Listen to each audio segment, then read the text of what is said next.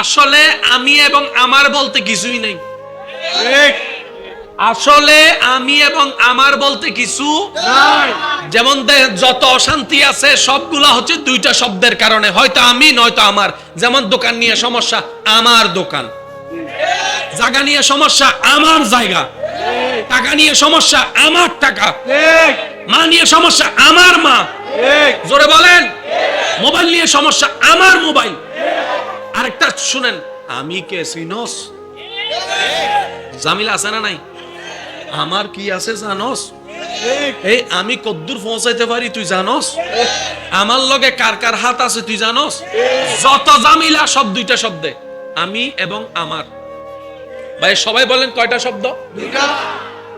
আমরা যদি দুইটা শব্দ থেকে নিজেকে মুক্ত বানাই ফেলতে পারি, আল্লাহর প্রিয় বান্দা হওয়া সহজ হয়ে যাবে।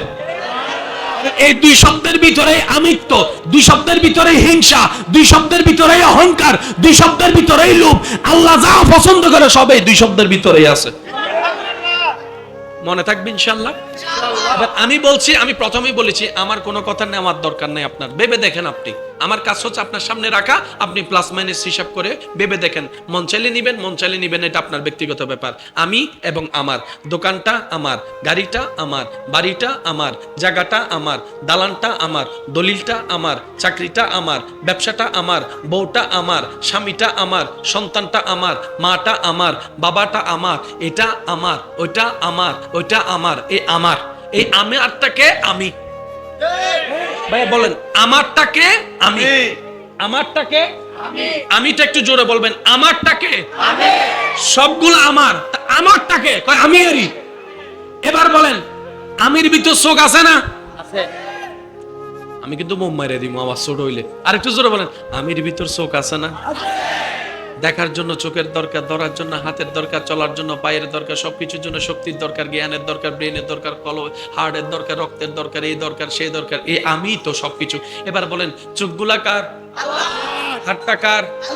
পাটা কার? ওগুলো কার দেওয়া? শরীরটা কার দেওয়া? শক্তি কে দেয়? রক্ত পরিষ্কার কে করে? কিডনি পরিষ্কার কে করে?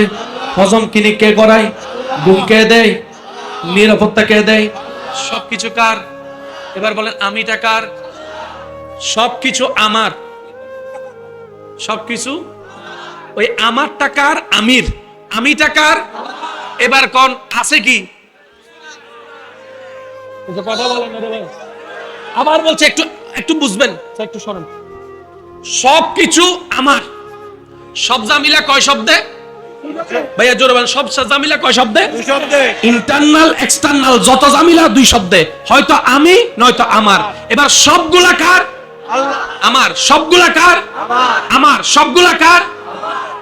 আমারটাকে আমি, আমিটা কার? আল্লাহ। আমিটা কার? আল্লাহ। সবগুলা কার? আল্লাহ। ব্যবসা কার? আল্লাহ। জোরে বলেন ব্যবসা কার? আল্লাহ। টাকা কার? আল্লাহ। বাড়ি কার? আল্লাহ। সব কার? আল্লাহ। এই কার? আল্লাহ। সেই কার? আল্লাহ। সব যদি আল্লাহর হয়, মালিকানা আমার নাই, তো মালিকানা যেহেতু আমার নাই, অহংকার করার অধিকারও আমার না। এই বুঝটা যারা বুঝতে পারে, ওই বুঝের উপর যারা চলতে পারে, রবকে খুশি করার জন্য ঈমানের পরে নেক আমল করার চেষ্টা করে, নফল ইবাদত করার চেষ্টা করে, নিজের মনটাকে শয়তান থেকে পবিত্র করার চেষ্টা করে, আল্লাহ চাহে তো সে একদিন আব্দুল্লাহ থেকে প্রমোশন পেয়ে ওয়ালি আল্লাহ হয়ে যেতে পারে।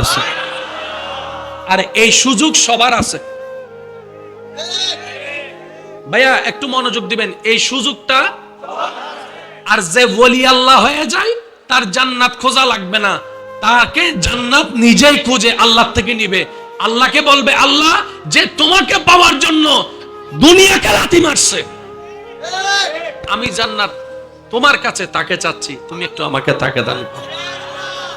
এবার জোরে বলেন সুবহানাল্লাহ।